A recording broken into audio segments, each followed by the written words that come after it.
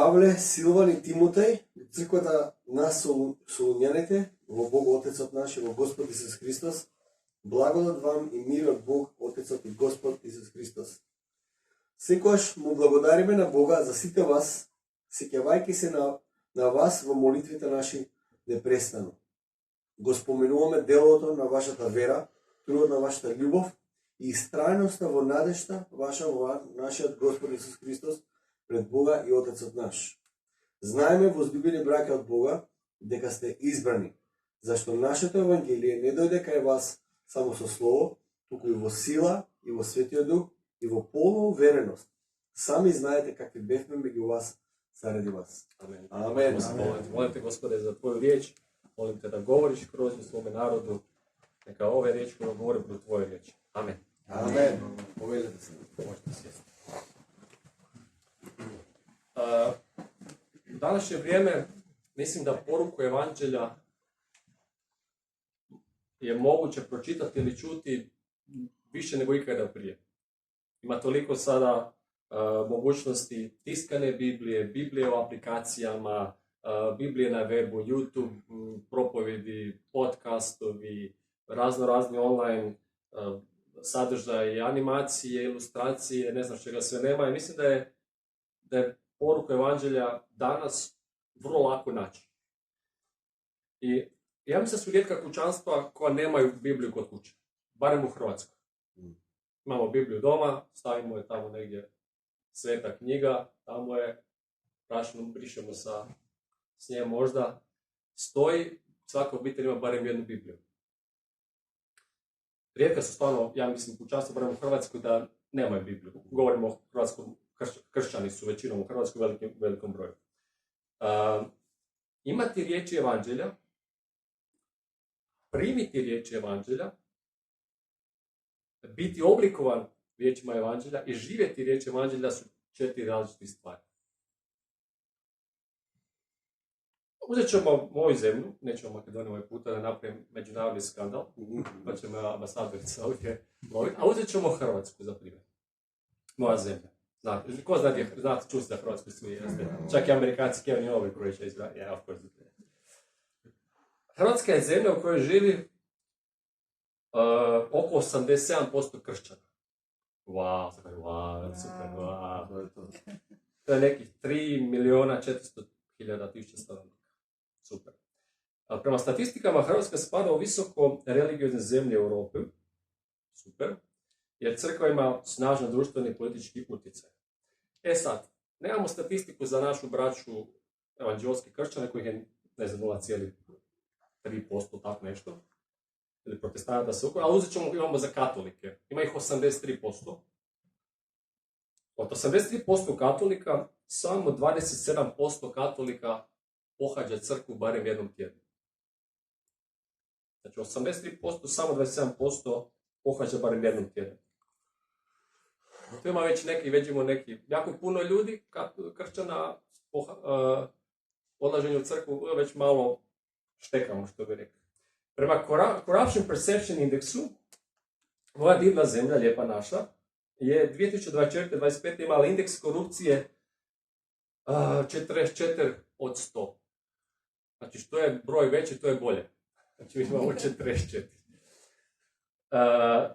I spada u kategoriju trajne, srednje i visoke percepcije korupcije. Ups, jel? I zauzima 63. mjesto od 180 zemalja koje su na listi najkorumpiranijih zemalja na svijetu.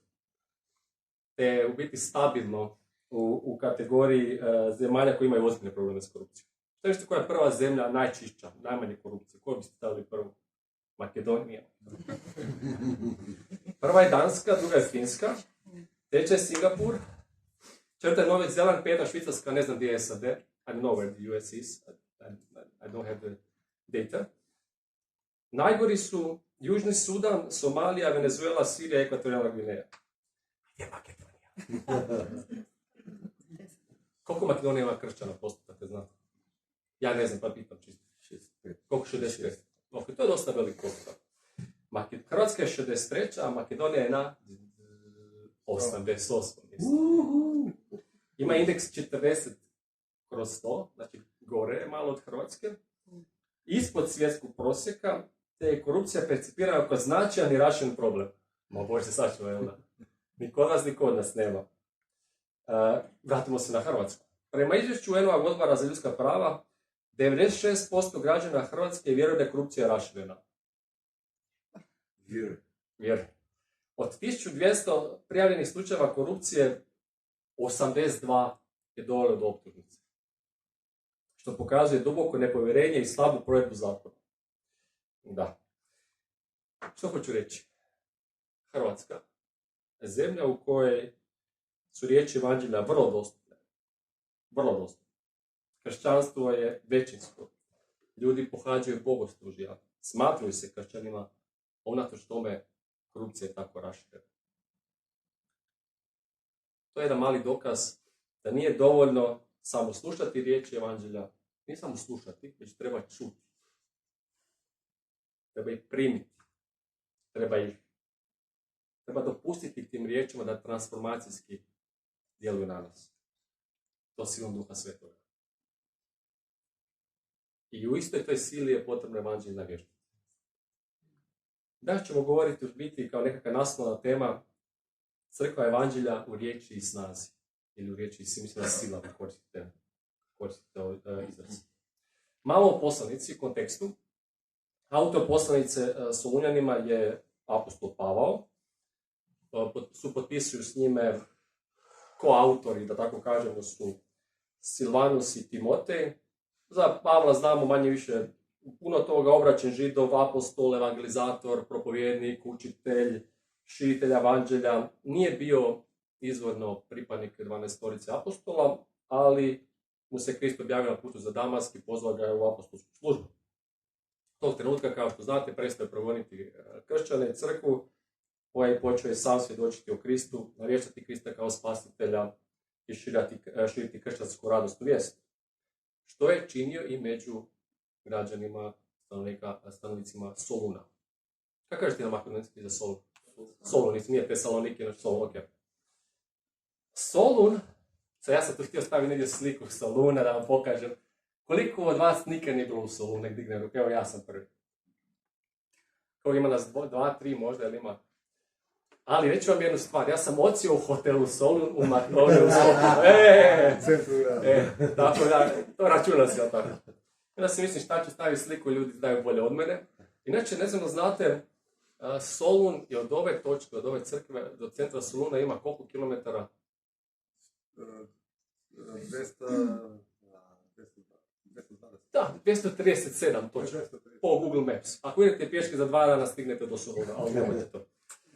U Pavlovo vrijeme, Solun je bio glavni grad rimske provincije Makedonije. Danas je to grad na sjeveru Grčke, kao što znamo. Tada je Solun imao između 100.000 i 200.000 stanovnika. To je jako veliki grad za ono vrijeme. Ovaj lučki grad osnovan je negdje oko 315. godine prije Krista i dan danas je tamo, što je jako zanimljivo kako je to jedan stari grad. Osnovan je od makedonskog kralja ili vojskovođe Kasandera, koji ga je nazvao po svojoj ženi Tesaloniki. Vi znate bolje tu povijest od mene. Ako nešto krivo kažem, ispravite mi gore, pogotovo ti znaš. Da, be careful. Ona je bila sestra Aleksandra Velikog, a ime Tesalonika prigodno je dao njezin otac Filip II. Makedonski, jer to je imao njegov kip. Navija za sina. Znači, on je nazvan ju Tesalonika jer je na dan njezinog rođenja ostvario pobjedu protiv Tesalijanaca. A Nike je pobjeda Tesalonika, tako da imamo, to je etimologija imena Tesalonika. Sam grad Solun je bilo vrlo važno pozicioniran, jer je bio na rimskoj cesti Vie Ignaciji, koja je spajala Bizant sa današnjim Dračem u Albaniji ili Dyrrhachium, tako se zvao to na latinski, i onda od tamo dalje povezivala je preko mora sa Brindizijom u Italiji sve do Rima. Već po tome vidite kako je Solun bio važan politički, strateški, trgovački grad koji je povezivao Aziju, Europu, Bizant i Rim. Bio je kozmopolitski, bogat, prosperitetni grad mnogih naroda. I sad gledate Pavla, Pavao zna što radi. Zašto baš želi da tamo evanđelje donese? Znao je da ovaj grad koji spaja istok i zapad, kako trgovačkim rutama roba putuje, tako će putovati evanđelje. To je bilo važno da se u Solunu osnuje crkva, da se posadi evanđelje. I kaže, u djelima 17:1-10 čitamo vrlo jedna zanimljiva epizoda gdje Pavao dolazi u Solun sa svojim suradnikom Silom. I čini se da su ostali tek nekoliko tjedana tamo. Pri čemu su se obratili neki Židovi, obratili su se neki Grci, bogobojazni Grci koji su bili skloni židovstvu i značajan broj uglednih solunskih žena. Nažalost, Pavao i Sila su morali napustiti Solun kad su lokalni Židovi, nije im se svidjelo to njihovo evangeliziranje, pa su malo pobunili narod da kažu da Sila i Pavao u biti imaju nekakve protudržavne aktivnosti, protucarske aktivnosti, pa su morali pobjeći iz Soluna, otišli su dalje u Bereju. Navodno kaže da su govorili da postoji neki drugi kralj, neki Isus, a samo jedan car, a sigurni smo da je Pavao govorio prvo to, da je Isus jedini kralj, jedini car. I vrlo je zanimljivo da je židovska zajednica u Solunu vjerojatno bila jako značajna po broju, jer imali su svoju sinagogu, a i u gradu 100.000 ljudi ili više mogli su utjecati na grad, na stanovništvo da naprave jednu ovakvu pobunu protiv Pavla i Sile. Nakon što je Pavao pobjegao iz Soluna u Bereju, ne znamo je li se tamo ikada ponovno vratio, nije zapisano u pismu, ali možemo pretpostaviti obzirom na lokaciju Soluna da je u nekom trenutku vratio se nazad. Za Timoteja sigurno znamo da je bio tamo, njegov suradnik. Postao ga je Pavao kao agenta, špijuna. Možda su bili Pavao i Sila sami, Timotej možda nije bio s njima. Ovo dvojicu su znali već tamo, ovi su problematični. Wanted u Soluna. Wanted dead or alive. Slika od Pavla i Sile. Onda je Timotej kao mali ti idi to izvidi što se tamo događa, kako crkva funkcionira. I tako je Timotej bio tamo i vratio se i izvijestio je Pavla o kako napreduje tamo kršćanska zajednica. Što se tiče same poslanice, vjerojatno je pisano iz Korinta, negdje oko 50. ili 51. godine. Stvari kao odgovor na Timotej izvještaj iz njegove posjete Solunu. Koliko je vremena prošlo od to kako su ih šete, lete, ne mi smete, do pisanja ove poslanice, manje više se slažu stručnjaci da je prošlo najduže godinu dana, možda čak i samo nekoliko mjeseci, znači vrlo svježe. Također moguće je da čak ovo i prva i najranija Pavlova poslanica koja nam je poznata. To je vrlo zanimljivo. Ja, evo, baš sam zahvalan pastoru što me usmjerio u tom smjeru, da zajedno s vama budem dio vašeg proučavanja. I ponovo sam čitao ovu poslanicu i koliko je ona lijepa. Koliko je ona topla.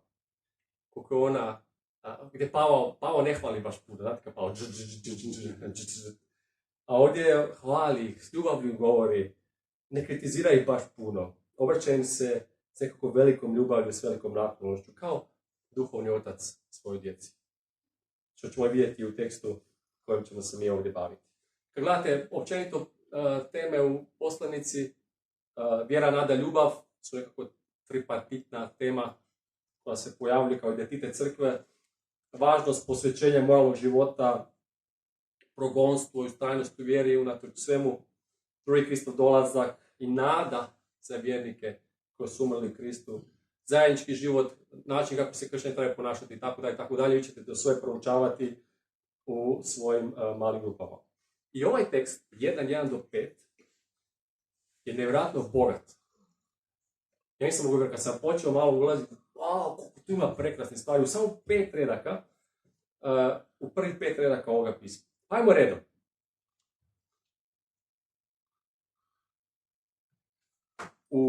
Čitamo 1:1.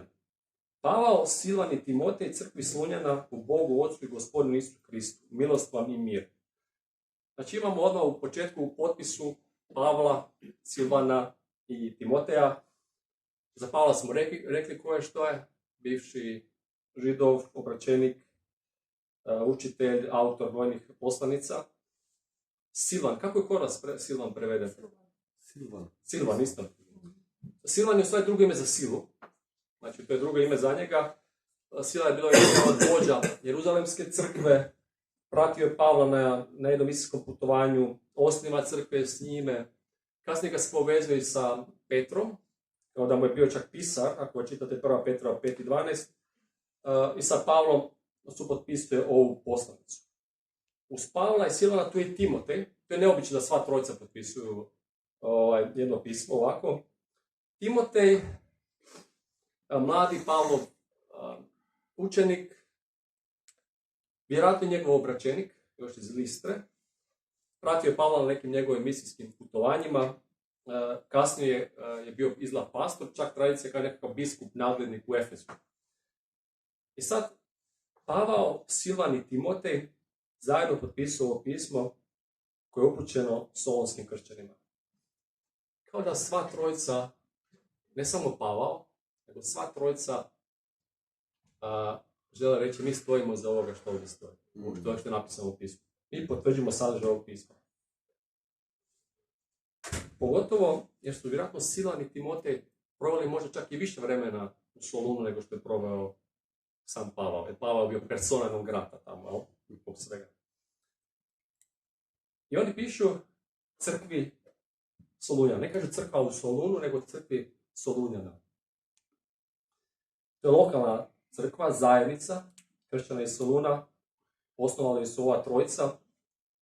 I njihovi prvi obraćenici, vidjeli smo, bili su židovi iz lokalne sinagoge, ovi Grci i neke ugledne žene. Ali ova crkva nije samo geografska lokacija. Ovo nije neka zgrada, ovo nije nekako mjesto. Ovo je crkva ljudi. Ovo je crkva Božjeg naroda. Ovo je crkva Kristovi sluga. Gledajte vašu crkvu kroz tu perspektivu. Što želim da naša crkva bude? Ova crkva, moja crkva, bilo koja crkva. Kaže, crkvi Solunjana u Bogu, Ocu i Gospodinu Isusu Kristu. Nije rekao crkva u Solunu, ulica Aleksandra Velikog 62. Nego crkva Solunjana u Bogu, Ocu i Gospodinu Isusu Kristu. Crkva koja jest u Solunu, crkva koja jest u Skopju, ali crkva koja je primarno u Bogu, Ocu i Gospodinu Isusu Kristu. Nije važan njezin geografski, fizički položaj, već je važan njezin duhovni položaj. I ono što je crkva u stvari? Crkva je zajedništvo, eklesija, crkva je obitelj. Obitelj kršćana koja je locirana u Bogu, koja je Bog Otac. Mi smo obitelj, imamo istog Oca. I vi tu, ja tamo u Osijeku. Otac koji brine za tu obitelj, koji voli tu obitelj, koji vodi tu obitelj, koji brine u svakom pogledu proviđa za tu obitelj. To je zajednica koji je Isus Krist i koji je Isus gospodar. On je u središtu. Nije u središtu nekakav čovjek, ja, pastor, onaj, nego u središtu je Isus. Isus koji je Mesija, koji je spasitelj, koji je otkupitelj. Kako je divno njegovo ime, pjevali smo. Gospodar nad svime, vladar i kralj. Govorio je Pavao u Solunu da je Isus kralj, pa je dobio batina zbog toga, ali to je činjenica. I ovo su u biti jednostavne temeljne odrednice jedne zajednice da bi se mogla smatrati crkvom. Ko čini zajednicu? Pojedinci. Krećem ja od sebe, svako od nas. Kako će crkva izgledati, to ovisi o nama. Ne o pastoru, ne o meni, nego i o pastoru i o svima vama i meni. Ono što prvo treba, krećemo svako od sebe, moramo smatrati Boga svojim ocem. To je prva stvar. Sad možemo reći, pa da, sve nas je stvorio Bog, on je naš otac. To je točno, ali mora biti više od toga. Ti moraš biti posinjen od Boga, moraš biti njegovim sinom, njegovim djetetom u tom smislu da bi ga stvarno mogao zvati svojim ocem. Biti njegovim djetetom i predati svoj život Kristu kao svojem gospodaru. Predavanja, znači predati svoj život Kristu kao gospodaru nije lako. Mi ćemo reći, Bog je moj otac, slažemo se. Isus je moj gospodar, gospodin, slažemo se. A u praksi, praksa je bitna. Je li Isus uistinu tvoj i moj gospodin? Gospodar. Ako jest, tak se trebamo i ponašati, odnosno služiti tome gospodaru. Mogu vam reći jednu stvar. Možeš sjediti na nekoj geografskoj lokaciji gdje se okuplja kršćanska zajednica. Možeš sjediti tamo, super ti može biti. A da je u stvari ne pripadaš. Da u stvari ne pripadaš. Zašto? Jer Bog možda nije tvoj otac, možda to još nije u tome srcu dogodilo se, ili možda Isus nije tvoj gospodar. Ti kažeš da jest, a možda ne živiš tako kao da jest. Ja ću vam sad reći jednu stvar. Ja mogu ostati sad u Makedoniji ovdje sljedeći 20 godina. Mogu usavršiti svoj prekrasni makedonski još i više. Mogu mahati zastavom makedonskom, pjevati makedonske pjesme, navijati za makedonsku reprezentaciju, u nogometu, košarci, ruku, svemu. A ne napraviti ništa konkretno da u sljedećih 20 godina dobijem pasoš, da dobijem ličnu kartu. Da imam neku potvrdu da sam ja stvarno Makedonac. Mogu 20 godina tako biti tu i praviti se Makedoncem, misliti da sam Makedonac, a da napravim ništa konkretno da je to i postao. Tako možemo u crkvi isto. Kada neko misli ako bude spavao u garaži da će postati auto.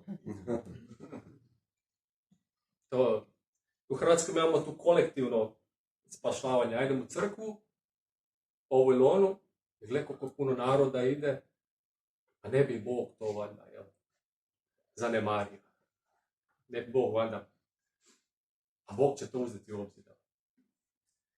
Spasenje je individualna stvar, ne kolektivna, tako da moramo biti oprezni. Jel? I kaže Pavao, milostom i mir. Koji ima li ljepšeg pozdrava nego želi neko milost i mir. Milost je nezaslužena ljubav, nezaslužena Božja naklonost. A mir nije samo to da vani nije rat ili vani nije progonstvo. Ovaj mir o kojem Pavao govori je takozvani šalom. Mir koji označava mir iznutra. Imate mnogi ljudi, uvijek kažem, vani je mir, a unutra nemir ni...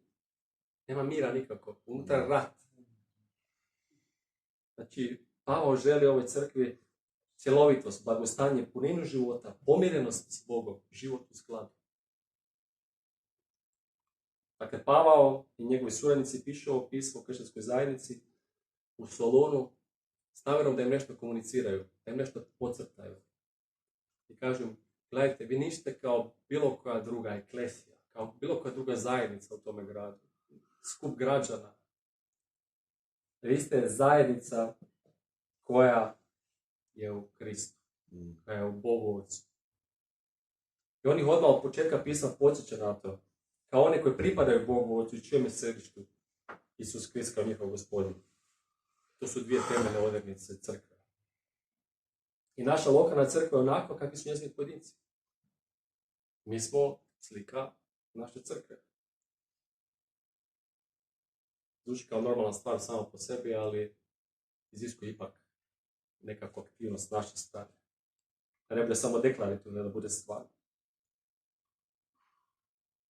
Znači, nemojmo dopustiti da nam Isus bude samo deklarativno gospodin. Nego neka nam bude stvarno gospodin. Predajmo mu sve. Dakle, vidjeli smo crkva koja ima Boga za oca i Isusa Krista za gospodina. To je važno. Druga stvar, u drugom i trećem retku, zahvaljujemo uvijek Bogu za sve vas i bez prestanka vas se sjećamo u svojim molitvama, spominjući se vaše djelotvorne vjere, zauzete ljubavi i postojane nade u gospodinu našem Isusu Kristu pred Bogom i Otcem našim. Zahvaljujemo uvijek Bogu za sve vas. Pavao i ekipa zahvaljuju Bogu, mole u svakoj molitvenoj prilici, gdje god se u molitvi nalazili, izražavaju zahvalnost za ovu solonsku braću, za ovu solonsku zajednicu. za svakog vjernika. Zahvalni su Bogu što su ljudi u ovoj crkvi vjerni, što vole druge, što imaju nadu. Što imaju Pavao i ostali s time? Što njima to znači? Ja kažem, ja sam zahvalan za ovu crkvu u Skopju. Šta ja imam s time, jel tako? Ali ja sam zahvalan Bogu zato što znam da su ovdje suradnici moji, mi smo partneri u Božjem dijelu, Kraljestvo Božjem. Vi gradite svoj komadić ovdje, ja svoj tamo. Igramo za istu momčad, za istu reprezentaciju. Zato sam zahvalan za Božje djelo ovdje u ovom gradu. Tako su Pao, Sila i Timotej bili zahvalni za Solunjane. I bez prestanka pa se sjećamo u svojim molitvama. Mole uvijek. Ne zaboravljaju moliti. Znaju koliko je u teškim životnim okolnostima je Solunska crkva. U progonstvu je. Ako su nisu prebali, ako su potjerali Pavla i Silu, mislite da je kršćanima koji su ostali tamo lako? Nije, to vidimo iz poslanice, gdje je svojevrsno progonstvo, gdje se ne sviđa lokalnoj zajednici, ova nova, u gradu, tamo, ova nova zajednica nekih čudaka, koji govore nekakvom Isusu kao kralju. I znaju da im je potrebna molitva, da ih Bog čuva. Jedno zajedništvo, znači ova trojica kršćana, kao zajedništvo mole za drugo zajedništvo. Jedna zajednica za drugu moli. Kad spominjemo se vaše djelotvorne vjere. Djelotvorna vjera je aktivna vjera. Znači, Solunska crkva je, Solunska zajednica je djelotvorna. Nema samo deklarativnu vjeru, nego radi nešto konkretno. Aktivni su, funkcionalni, svojim djelima potvrđuju svoju vjeru. Kako su to djela? Piše dalje. Djela ljubavi. Kako piše trudna ljubav? Kako se pročita oko vas? Spominje se vaše djelotvorne vjere, zauzeti ljubavi. Trud ljubavi. Jel da? Trud ljubavi. Djela koje potvrđujemo svoju vjeru. Ljubav jedni prema drugima. Ljubav prema bližnjima. Ljubav prema neprijateljima. Ljubav prema neprijateljima. To je najteži dio. I postojane nade. Nada koja je ustrajna. Neko ona naša nada tamo na Rijeci mi pokazao Živko. Vjera, nada, ljubav. Ona nada tamo se slomila.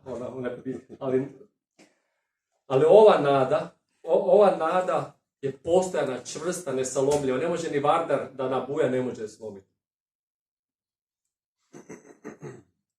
Gospodinu našem Isusu Kristu pred Bogom i Otcem našim. Crkva koja je Isus Krist, Gospodin. Koja ima korijene u njemu i kojemu počiva naša nada. Nije važno na kojoj smo geografskoj lokaciji, već jesmo li locirani u Kristu. Pred Bogom, Otcem našim, molimo pred njime isti Otac, vaše crkve ovdje i moje crkve u Osijeku, isti Otac, istog Oca molimo. Možemo moliti istog Oca jedni za druge.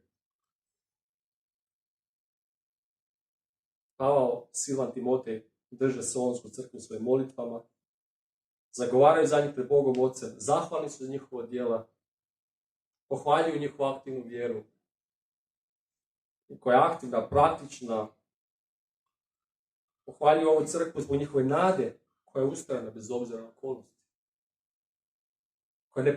koja je nepokolebljiva, čvrsta, bez obzira na progonstvo i neprijateljstvo ljudi oko njih. I ovdje vidimo nekoliko karakteristika kakva naša lokalna crkva treba biti, kakvi mi trebamo biti. Treba biti crkva vjerujućih pojedinaca koji prakticiraju i žive svoju vjeru. Treba biti crkva pojedinaca koji vole jedni druge. Ali ima ljubav za druge vjernike, za druge nevjernike, pa čak i neprijatelje. Treba biti crkva pojedinaca koji imaju živu nadu, bez obzira na okolnosti. Bez obzira na neprijateljstva, progonstvo. Jer koja je naša nada? Naša nada je vječni život. Naša nada je drugi Kristov dolazak i konačna vladavina Kraljevstva Božje po njegove punini.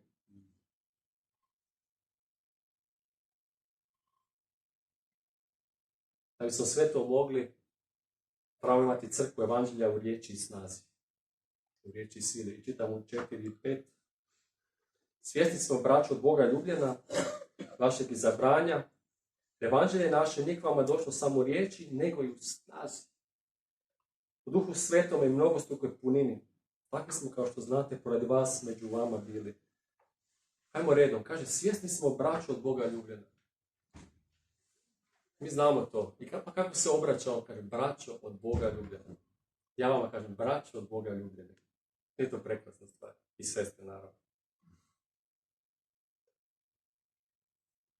Pavao, Silan i Timotej su itekako svjesni da su ovi ljudi u Solunskoj crkvi njihova braća, koju oni vole, koju Bog voli. Bog Otac, koji im je isti Otac. I Pavao i ekipa po plodovima crkve vidi da je to crkva koju Bog voli, koju Bog blagoslivlja. Kaže, svjesni smo vaših izabranja. Bog voli Solunsku crkvu. On je izabrao za svoje djelo da bude Otac, da se proslavi među njima, da mu oni budu partneri u Božjem djelu, da budu njegovi suradnici u njegovom djelu. Vi razumijete koliko je to veliki stvar. Bog želi da mi budemo njegovi suradnici. Pa mislite da mi njemu trebamo. Pa ne trebamo ući. A ne on želi biti. On želi da je Živko, Fani, Kevin, Igor, Nikola, da ne Abrams, da budemo njegovi suradnici, njegovi partneri. To je privilegija.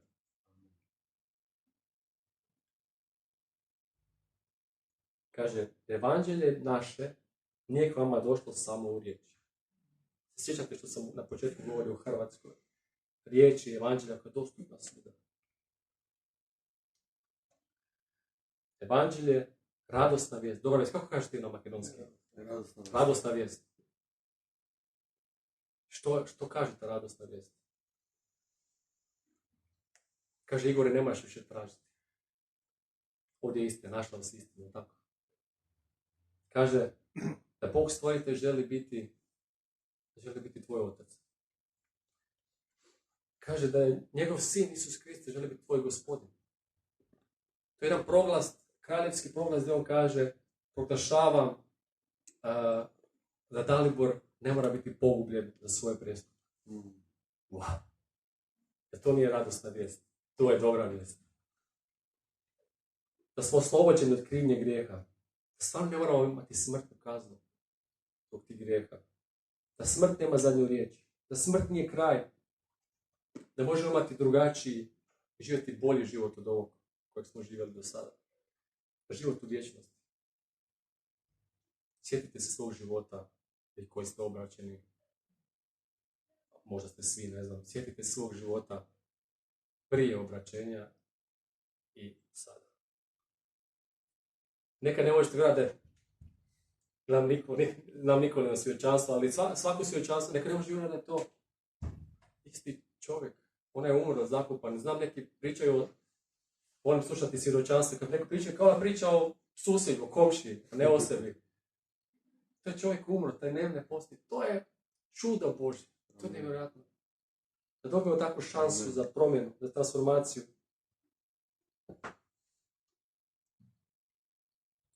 I ovo naše evanđelje, kao kaže Pavao, nije njihovo da su ga oni izmislili. To evanđelje je naše koliko je i vaše. To je evanđelje koje nosimo, koje nam je dano, koje smo primili od Boga. Ako mi ne budemo nosili, što će biti? Kako će crkva rasti? Kako će se kraljevstvo Božje širiti? Svakome od nas je neko govori evanđelje. Sigurno. Meni je došao neki čovjek iz Velsa. Iz Velike Britanije. A djed mi je bio pastor pentekosnik. On mi je govorio kao dječaku puno. Sijao je sjeme. Onda je došao ovaj Englec, Velšanin, i onda je zalio to da nešto. Sve je proces. Posadiš nešto, ili svaki dan gledate znanosno nešto. Ne funkcionira tako. Mi trebamo sijati. I sijali su nas. U neki su bili tvrđa zemlja, neki mekša zemlja. Evo, ja sam bio klinac, pa djed, na sentiment sam ga htio slušati da me govori. Ali evo, umro je, 2 godine nakon toga ja sam se obratio. A nije vidio moje obraćanje, barem vjerojatno zna, možda je čuo na neki način. Ali nije vidio, ali sijao je. Tražio svaku mogućnost da otvori Bibliju, da govori nešto iz nje. Kaže, evanđelje nije k vama došlo samo u riječi. Evanđelje nisu samo nekakve izgovorene riječi. Ja sad govorim tu puno, bla, bla, bla, bla, bla, jedan u nizu, bla, bla, jel? Ja ne želim da to bude samo izgovorene riječi, ja želim da to bude sila, ali ja ne mogu to manipulirati. Niko od nas ne može, ali molim Gospodina da riječi koje govorim da budu praćene njegovom silom, njegovim Duhom Svetim. Postoje različita evanđelja koja se nude. Različitih religija. I u svojim traganjima išli su možda lijevo, desno, probali ovo, ne znam što sve. Ne mogu biti sva evanđelja, ne mogu biti sva istinita, ali tako? Ne mogu sva evanđelja biti Božja, nego može biti samo jedna.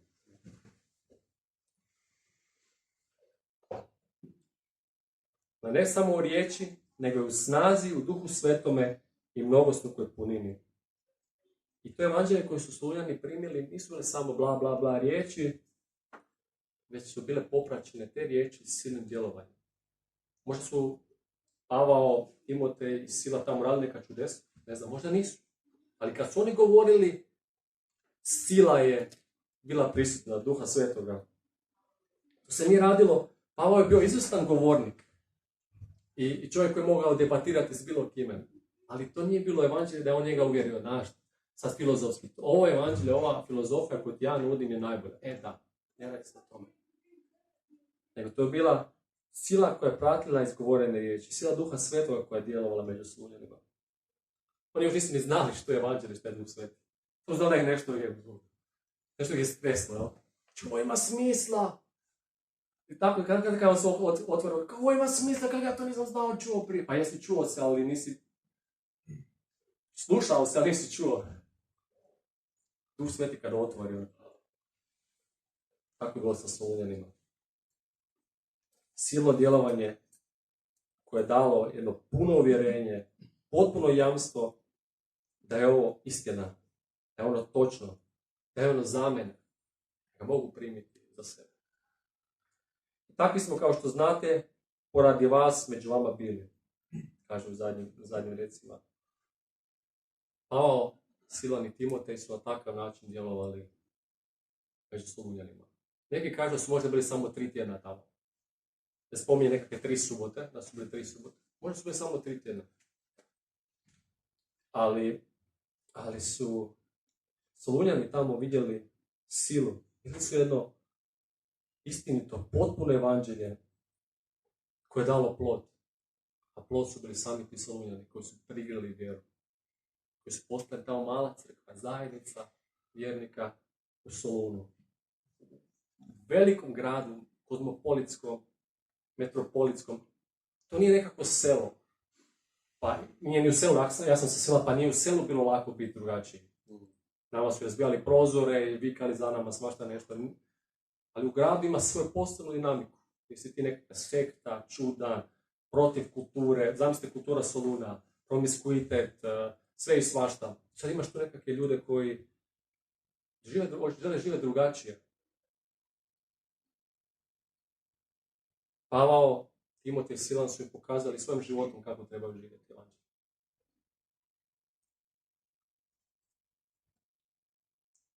Jedna transformativna sila evanđelja bila je na dijelu među Solunjanima. Sila koja ih je preoblikovala, koja je promijenila živote, način na kako su do tada živjeli. I navještanje evanđelja je temeljno poslanje crkve. Ali molimo Boga da ga uvijek navještamo u riječi i u sili. Neka uvijek i tebe živo dok propovedaš bilo koga u ovoj zajednici, neka uvijek prati sila Duha Svetog. To je ono za čemu trebamo čeznuti, što želimo. Da ne govorimo mi, nego da Duh Svetog je taj koji djeluje. Jer takvo evanđelje, autentično, silno, je osnova za rast, za zdravlje crkve. I zato to i radimo, zato navještamo, zato svjedočimo, zato radimo, živimo, zato trebamo nastaviti pojedinačno živjeti i raditi, ali nije u vlastitoj snazi. Ne možemo ništa u vlastitoj snazi, već u snazi Duha Svetoga. Mi smo Božji partneri, Božji agenti u njegovom dijelu. I neka njegove riječi evanđelja u našem životu uvijek prati sila Duha Svetoga. I daću vam 7 stvari, sad sam na kraju, koje možete razmišljati na svojim kućnim grupama. Možda ćete se sjetiti. Što smo vidjeli u ovome tekstu? Prvo, da trebamo imati Boga za oca. Čekaj. Ali to je lako. Nije lako. Razmislimo, je li Bog uistinu naš otac? Ne samo po stvaranju, jer sam njegovo dijete, ja sam dijete Božje, ne. Nego u odnosu. Da li ga stvarno vidim kao svoga oca? Drugo, trebamo biti poslušni Isusu Kristu kao svojem gospodaru. Ne samo da kažemo Isus je naš gospodin, Isus je naš gospodar, nego aktivno se ponašati kao da je to tako. Da naša volja stvarno bude u skladu s njegovom voljom.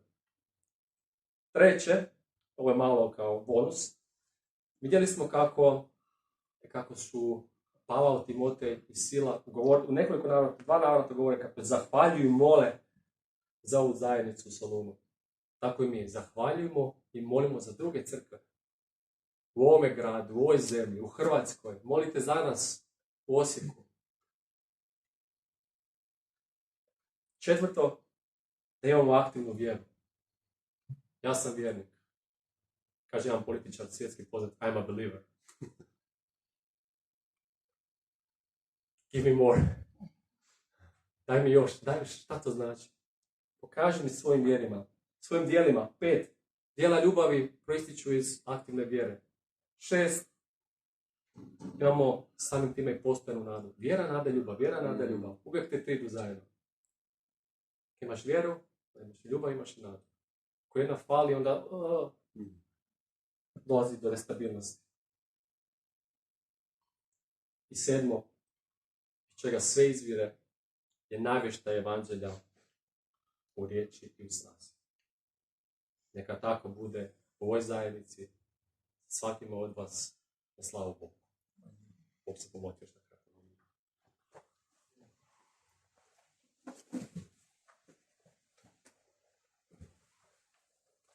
Hvala ti, Gospodine, za tvoju riječ. Hvala ti za ovo prekrasno pismo koje je nadahnuto od tebe. Hvala ti da možemo učiti iz njega, hvala ti da možemo se poučiti, da možemo primiti, da se možemo oblikovati, da možemo se korigirati gdje je potrebno, Gospodine.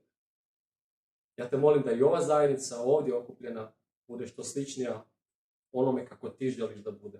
Da ti budeš u centru, se tvoje ime uvijek proslavlja, najviše od svega, Gospodine, da bude tvoja sila prisutna. Da bude tvoja sila, tvoj Duh Svetnika uvijek bude prisutan. Svemu što se događa ovdje, slavljenja, govorenja, bilo kojeg služenja, da se proslavi tvoje ime. Molim te, Gospodine, za Skopje, molim te za Makedoniju, hvala ti za divnu braću koji služe ovdje, hvala ti za toliko mnoge prijatelje za koje sam zahvalan. Hvala ti za tvoje djelo, ja te molim te za sklad, molim te za suradnju, molim te za širenje tvojeg evanđelja, Gospode. Neka tvoja crkva u ovoj zemlji bude prepoznata, neka drugi koji još nisu upoznali tebe, u ovim ljudima, u svim vođama, u svim vjernicima vide tebe i da požele biti poput tebe. Blagoslovi, Gospodine, cijelo ovo bogoslužje, ostatak bogoslužja i neka se proslavi tvoje ime. Amen. Amen.